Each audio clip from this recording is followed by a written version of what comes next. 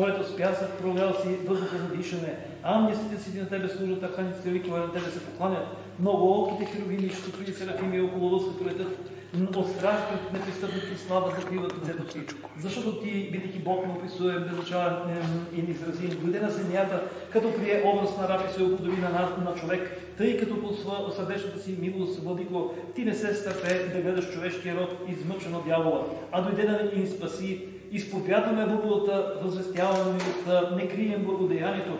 Ти спаси рожбите на естеството ни, освети девическата отроба с раждането си. Всичката твар възпява тебе, яви ли се, защото ти Боже наш се яви на земята и живя с човеците ти, освети норматските строи, като изпрати над тях от небето през светия си дух и струши главите на замислили се там цвееве. Сам ти, човек, Бог и царю, дойди сега, че силното си ти дойде в тази вода. Амин. Сам ти, човек, Бог и царю, дойди сега и щастливото си ти твой дух, освети тази вода. Амин.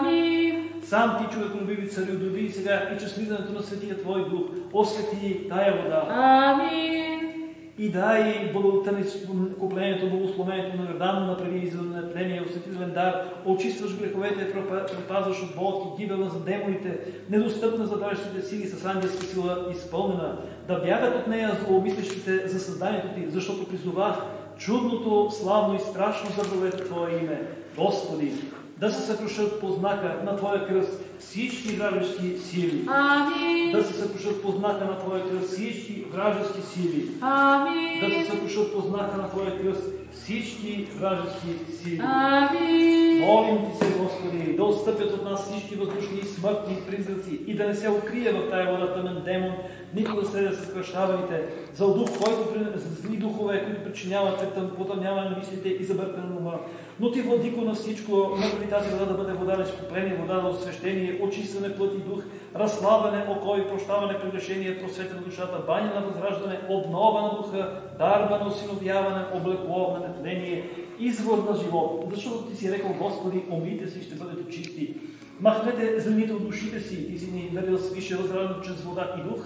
Яви се, Господи, чрез тази вода и да не се безотворят кръщаваните в нея, за да се отхвърлят ветхия човек, който изтлява в спасителни походи, а да се облачат в новите, които се обновяват по образа на Създателя си, като се сраснат с подобието на смъртта Ти чрез кръщението, да бъдат участници и в възкресението Ти, като опазят дара на светия Твой дух и да възрастат залога на благодата, да получат награда на горното призвание и да се причислят към първородените, които са записани на небето в Тебе, Бога и Господа нашего Исуса Христа. Защото на Тебе подобава всяка слава, чест и поклонение с безначалната Отец, Президия, благ, животрящи дух, сега всяко и веки веков. Амин.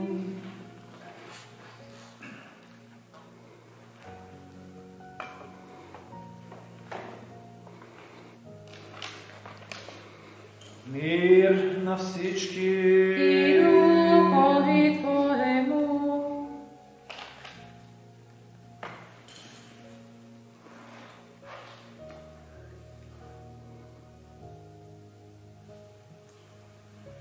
Хвала се, Боже.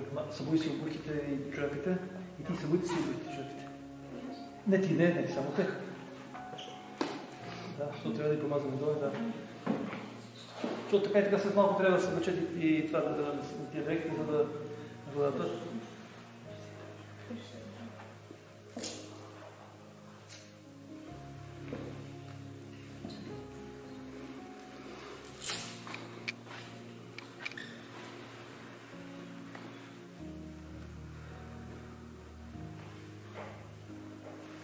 Добре, представяме. Помага се Боже, раб Стилян, съвен радост, спирта на Отца и силата на Духа, изцеление на душата и на тялото. Амин. Твоите ръце бяха, Твоите ръце се твориха. Да ходи правилно по стъпите на Твоите заповеди. Амин. Така.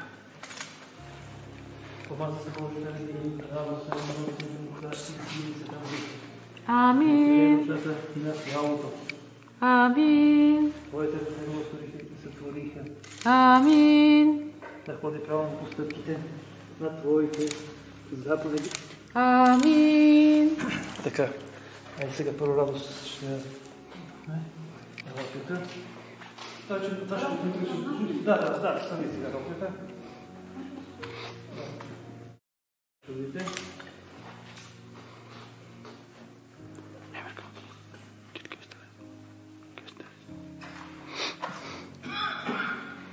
А ти сега не можеш да си обуваш чорапите. Те са къси чорапи, така че се обуви чорапите къси, после ще ги дигнем само.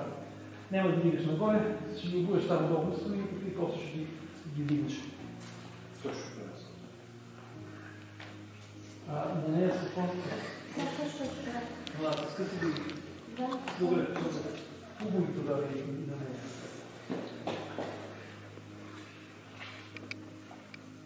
Добре.